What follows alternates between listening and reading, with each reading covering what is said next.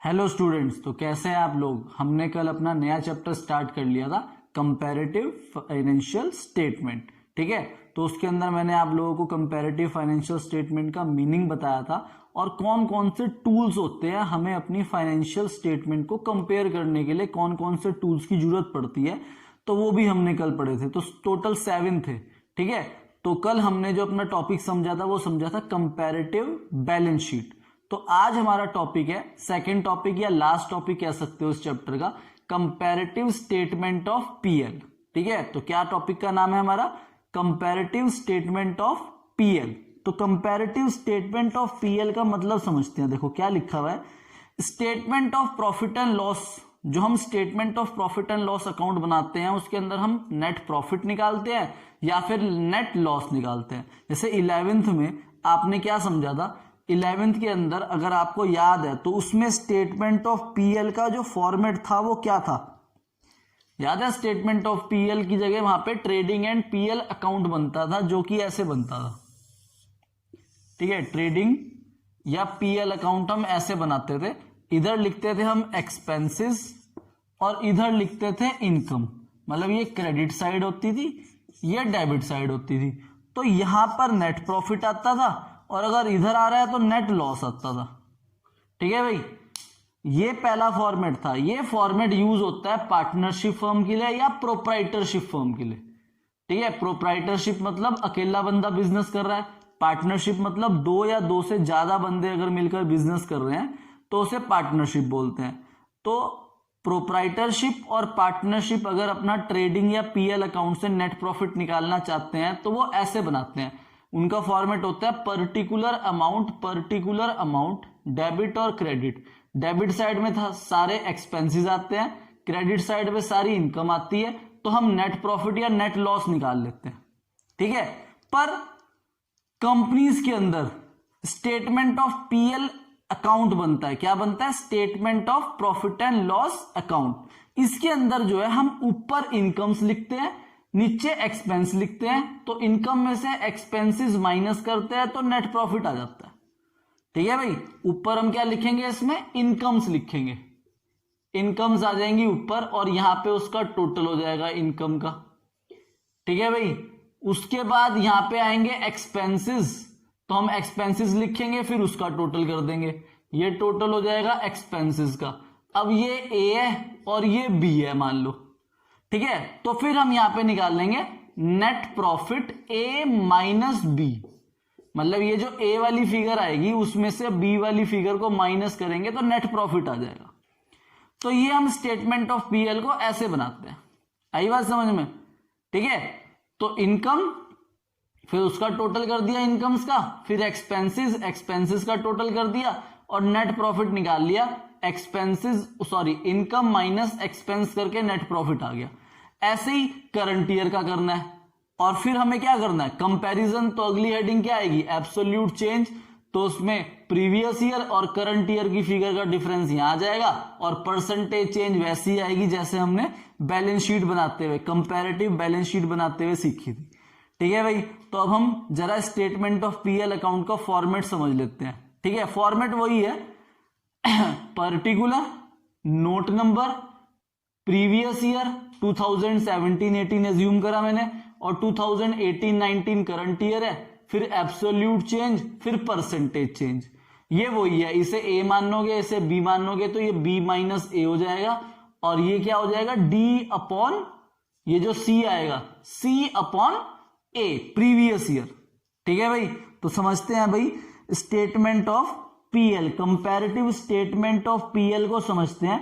तो ये भी हमें क्या कहां दे रखा है, शेड्यूल 6 के अंदर दे रखा है इसका फॉर्मेट भी, या रिवाइज शेड्यूल 3 कह लो। तो पढ़ते हैं स्टेटमेंट ऑफ पीएल का फॉर्मेट। तो सबसे पहली इनकम देखो इसमें क्या लिखी है, रिवेन्यू फ्रॉम ऑपरेशन। सबसे पहली हेडिंग जो आएगी वो क्या आएगी, रिवेन्यू फ्रॉम ऑपरेशन। गिवन होगी आपको क्वेश्चन के अंदर। रिवेन्यू फ्रॉम ऑपरेशन का मतलब होता है सेल्स। जो मेन सोर्स ऑफ इनकम है एक बिजनेस की, उसे रिवेन्यू फ्रॉम ऑपरेशन बोलते हैं। मतलब जैसे मान लो कि भाई मेरा जो है प्रोविजन स्टोर है, तो प्रोविजन स्टोर से मैं क्या बेचूंगा, दाल चीनी ये सब बेचूंगा। तो उनको बेच के जो मैं पैसा लेके आ रहा हूं उसे रिवेन्यू फ्रॉम ऑपरेशन बोलते हैं। और उसके अलावा अदर इनकम्स है। सेकंड हेडिंग क्या है? Other incomes. तो अदर इनकम कौन सी हो गई? जैसे interest received, rent received, dividend received, commission received, ये अदर इनकम हो गई। ठीक है, तो अदर इनकम कौन सी होती है? जो मेन सोर्स ऑफ इनकम से अलग होती है, जो हमारी साइड इनकम्स है, उसे हम अदर इनकम बोलते हैं। ठीक है, तो रिवेन्यू फ्रॉम ऑपरेशन के अलावा अगर हम कोई भी इनकम कमा रहे हैं तो वो हमारी अदर इनकम होती है। तो सबसे पहले रिवेन्यू फ्रॉम ऑपरेशन लिखना है, उसमें ऐड करना है अदर इनकम, तो टोटल आ जाएगा इनकम का। फिर हमने लिखना है लेस एक्सपेंसेस। तो एक्सपेंसेस की 5-6 हेडिंग्स है, तो ये याद रखनी है। सबसे पहली है cost of material consumed. Cost of material consumed का मतलब होता है कि इस साल हमने कितना रॉ मटेरियल यूज करा अपने सामान को बनाने के लिए। ठीक है भाई, तो कॉस्ट ऑफ मटेरियल कंज्यूम्ड आपको डायरेक्टली सीधा फिगर गिवन होगी, तो वो फिगर रखनी है हमने। उसके बाद है purchase of stock in trade. ऐसा कोई सामान जो हमने मार्केट से परचेज करा है सीधा बेचने के लिए, तो उसे स्टॉक इन ट्रेड बोलते हैं। स्टॉक का मतलब क्या होता है? वो चीज जो हमने मार्केट से परचेज करी और उसे आगे रीसेल कर दिया, तो वो है purchase of stock in trade. उसके बाद है changes in inventory. Changes in inventory का मतलब क्या है? Opening stock minus closing stock. मतलब इन्वेंट्रीज में कितना चेंज हुआ। ओपनिंग मान लो 1 लाख था, क्लोजिंग मान लो हो गया 80,000, तो कितना कम हो गया? 20,000, तो वो 20,000 आ जाएगा यहाँ। Changes in inventory of finished goods, work in progress and stock in trade. फिर है employ benefit expense. Employ benefit expense का मतलब होता है वो एक्सपेंसेस जो एम्प्लॉयज की वजह से हो जाए, सैलरी पे करी, वेजेस पे करी, तो ये एम्प्लॉय बेनिफिट एक्सपेंस होते हैं। ठीक है, उसके बाद है फाइनेंस कॉस्ट। फाइनेंस कॉस्ट कौन सी होती है? जैसे हमने बैंक से लोन लिया या किसी बंदे से पैसा उधार लिया, तो हम उसे बदले में क्या देंगे? उस पे इंटरेस्ट पे करेंगे ना। तो इंटरेस्ट ऑन लोन या इंटरेस्ट ऑन डिवेंचर्स को फाइनेंस कॉस्ट कहा जाता है। फाइनेंस मतलब जहां से हमने पैसा फाइनेंस कराया है, उसको, उस पैसे को पे करने के लिए हम क्या करते हैं? इंटरेस्ट पे करते हैं, तो वो फाइनेंस कॉस्ट के अंदर आता है। उसके बाद है डेप्रीसिएशन एंड अमोर्टाइजेशन एक्सपेंस। तो डेप्रीसिएशन आपको पता ही है, decrease in value of asset. 2 method से लगता है ना डेप्रीसिएशन, स्ट्रेट लाइन मेथड और return down value method. 11th में आपने सीखा था डेप्रीसिएशन चैप्टर। तो डेप्रीसिएशन या अमोर्टाइजेशन, अमोर्टाइजेशन होता है इंटेंजिबल एसेट्स पे, जैसे गुडविल की वैल्यू डिक्रीज हो रही है, पेटेंट्स की वैल्यू डिक्रीज हो रही है, ट्रेडमार्क, कॉपीराइट की वैल्यू को अगर हम डिक्रीज कर रहे हैं, तो उसके लिए वर्ड अमोर्टाइजेशन यूज होता है। तो डेप्रीसिएशन यूज होता है फिक्स्ड एसेट में टेंजिबल एसेट्स के लिए, और अमोर्टाइजेशन वर्ड यूज होता है किसके लिए? इनटेंजिबल एसेट्स के लिए। आई बात समझ में? उसके बाद है अदर एक्सपेंसेस। फिर अदर एक्सपेंसेस रखेंगे तो एक्सपेंसेस का टोटल आ जाएगा। यहां पे हमने टोटल इनकम कर दी, यहां पे टोटल एक्सपेंस कर दिए, तो टोटल इनकम में से टोटल एक्सपेंसेस माइनस करोगे तो क्या आ जाएगा आपका? प्रॉफिट बिफोर टैक्स आ जाएगा। देखो लिखा है थर्ड माइनस फोर्थ, तो थर्ड का टोटल क्या है? टोटल रिवेन्यू मतलब टोटल इनकम, और फोर्थ क्या है?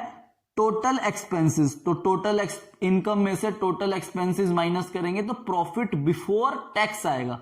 फिर माइनस करेंगे लेस इनकम टैक्स। टैक्स का रेट हमें गिवन होगा, वो क्वेश्चन के अंदर गिवन होगा, अभी हम क्वेश्चन करेंगे, उसमें से माइनस करेंगे तो प्रॉफिट आफ्टर टैक्स आ जाएगा। ठीक है भाई, तो ये फॉर्मेट है हमारा। इस फॉर्मेट के अंदर अब हमने अपनी कंपैरेटिव स्टेटमेंट ऑफ पीएल बनानी है, और ये फॉर्मेट भी आपने याद रखना है। सबसे पहले रिवेन्यू फ्रॉम ऑपरेशन, फिर ऐड अदर इनकम, तो टोटल रिवेन्यू आ गई। फिर लेस एक्सपेंसेस में cost of material consumed, purchase of stock in trade, changes in inventory, employ benefit expense, finance cost, depreciation और अदर एक्सपेंसेस। तो 7 हेडिंग्स जो है वो एक्सपेंसेस के अंदर है। ठीक है, तो दोबारा बोलो मेरे साथ, 7 हेडिंग कौन सी है? पहली हेडिंग क्या है? Cost of material consumed. फिर क्या है? Purchase of stock in trade. फिर क्या है? Changes in inventory. इन्वेंट्री कौन कौन सी? Finish goods, work in progress और स्टॉक इन ट्रेड। उसके बाद क्या है? Employ benefit expense. उसके बाद क्या है? Finance cost. फिर क्या है? Depreciation and amortisation. और उसके बाद क्या है? Other expenses. तो आप ना देखो, अगर हेडिंग्स याद करनी होती है तो मैं क्या करता था, अपनी हेडिंग्स याद करने के लिए मैं इनका एक वर्ड बना देता था फर्स्ट से। जैसे भाई सबसे पहले कॉस्ट ऑफ मटेरियल कंज्यूम, तो उसका सी याद कर लो, C for cost of material consume. फिर अगला जो है वो परचेज है, purchase of stock in trade, तो उसका पी याद रख लो, purchase of stock in trade. फिर क्या है, चेंजेस इन इन्वेंट्री, तो सी से चेंजेस इन इन्वेंट्री याद कर लो। फिर E for employ benefit expense, फिर F for finance cost, D for depreciation and amortisation expenses, उसके बाद अदर एक्सपेंसेस के लिए ओ याद कर लो।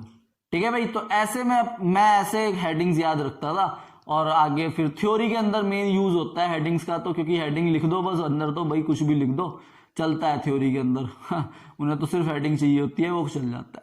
पर अकाउंट्स के अंदर ऐसा नहीं है, अकाउंट्स के अंदर हेडिंग के साथ आपने फिगर भी सही लिखी होनी चाहिए, अगर फिगर आपने गलत लिखी है तो आपका क्वेश्चन कट हो जाएगा।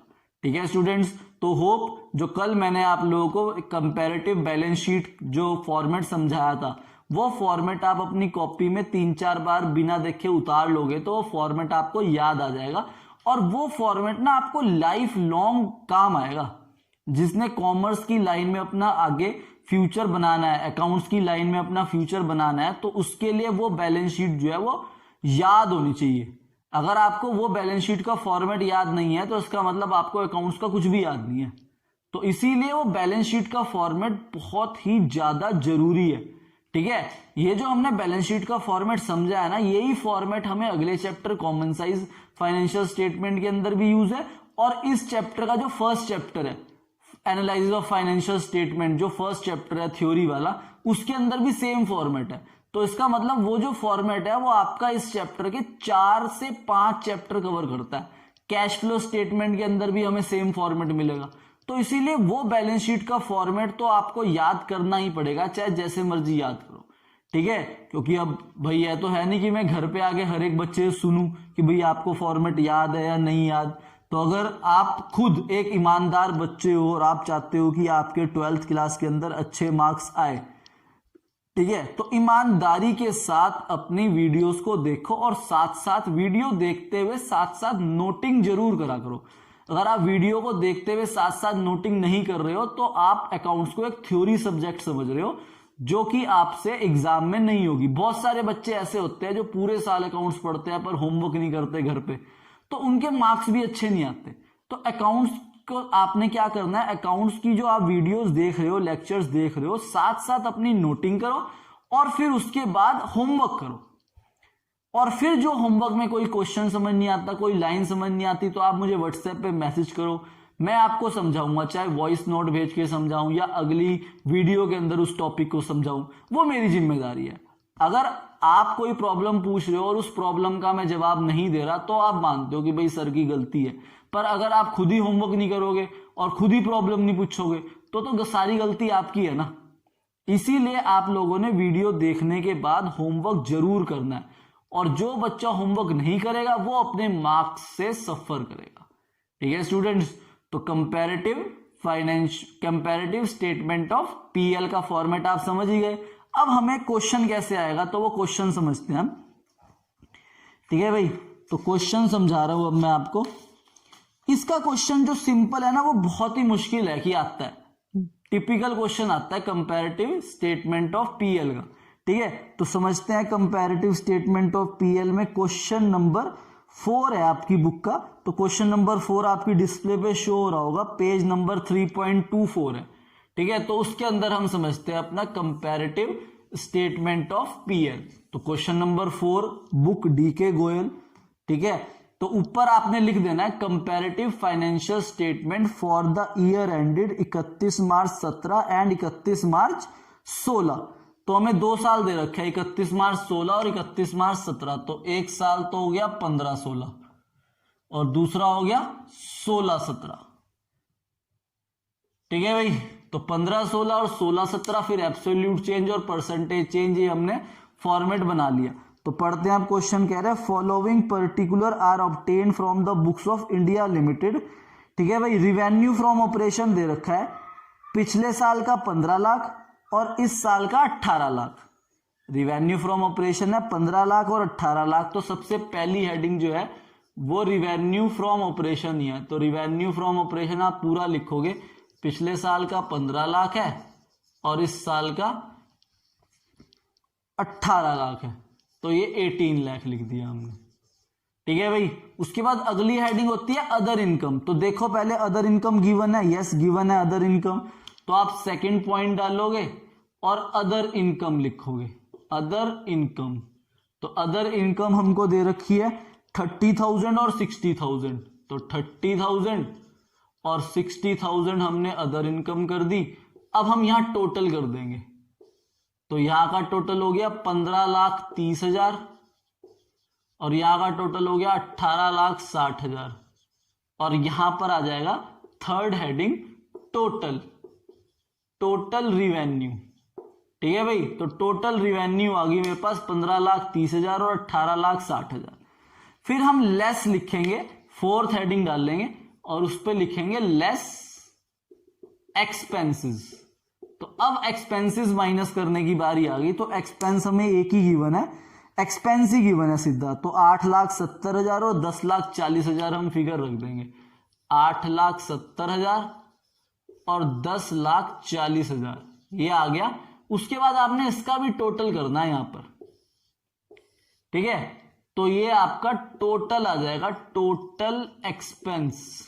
तो टोटल एक्सपेंस में तो यही आ जाएगा 8,70,000 और 10,40,000। ठीक है भाई। अब आपके पास टोटल रिवेन्यू भी है और टोटल एक्सपेंस भी है। तो अब आप यहां पे फिफ्थ हेडिंग डाल लोगे प्रॉफिट बिफोर टैक्स और थर्ड माइनस फोर्थ लिख दोगे प्रॉफिट बिफोर टैक्स। तो profit before tax third minus 4 कर दोगे आप। ठीक है भाई। तो ये आ जाएगा आपका 15,30,000 माइनस 8,70,000। तो 15,30,000 माइनस 8,70,000, तो ये 6,60,000 जो है इसका आ गया प्रॉफिट बिफोर टैक्स। और यहां पे आप माइनस करोगे 18,60,000 माइनस 10,40,000, तो 8,20,000 जो है वो इसका टोटल आ गया।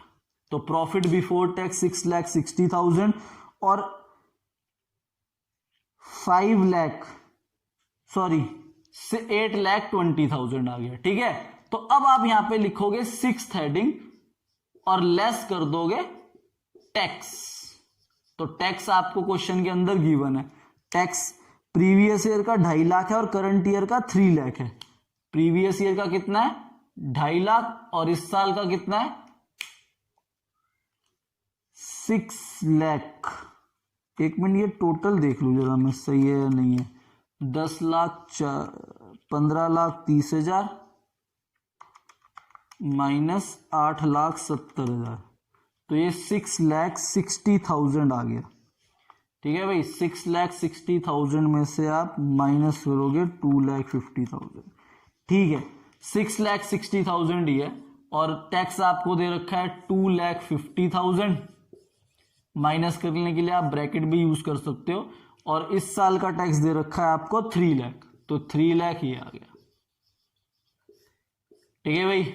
अब यहां पे माइनस करने के बाद आपके पास आ जाएगा प्रॉफिट आफ्टर टैक्स। तो प्रॉफिट आफ्टर टैक्स आ गया ये 4,10,000 और ये आ गया 5,20,000। ठीक है भाई। तो ये हमारा हो गया क्या, कंपैरेटिव स्टेटमेंट ऑफ पीएल का। हमने ये तो फिगर्स रख दी, पर अभी हमें कंपेयर करना है। ठीक है। और कंपेयर आपको आता है, एब्सोल्यूट चेंज कैसे आएगा, ये बी है ये ए है, तो बी माइनस ए, तो 18 लाख माइनस 15 लाख 3 लाख आ जाएगा। 60,000 माइनस 30,000 30,000 आ जाएगा। 18,60,000 माइनस 15,30,000, तो ये 3,30,000 आ जाएगा। ठीक है। 10,40,000 माइनस 8,70,000, तो 10,40,000 माइनस 8,70,000 करा तो 1,70,000 जो है एक्सपेंस का डिफरेंस आ गया। फिर यहां पे भी ये 1,70,000 ही आएगा। उसके बाद 8,20,000 माइनस 6,60,000, तो 820 माइनस 660, तो ये 1,60,000 आ गया। और ये माइनस का 3 माइनस का 250, माइनस 3 माइनस माइनस, तो प्लस हो गया, मतलब 3 लाख माइनस 2,50,000, तो ये माइनस का 50,000 आ गया। ठीक है, माइनस करना आता है ना। ये 3 लाख और ये 50,000 है, इसका डिफरेंस सिंपल करेंगे तो ये प्लस का 50,000 आ जाएगा कि टैक्स जो है वो आपका 50,000 से इंक्रीज हुआ है। हमें माइनस के साइन से कोई मतलब नहीं, क्योंकि ये माइनस इसमें से हो रहा है, आपस में नहीं है, इसलिए 3 लाख माइनस 2 लाख 50,000 50,000 आ जाएगा।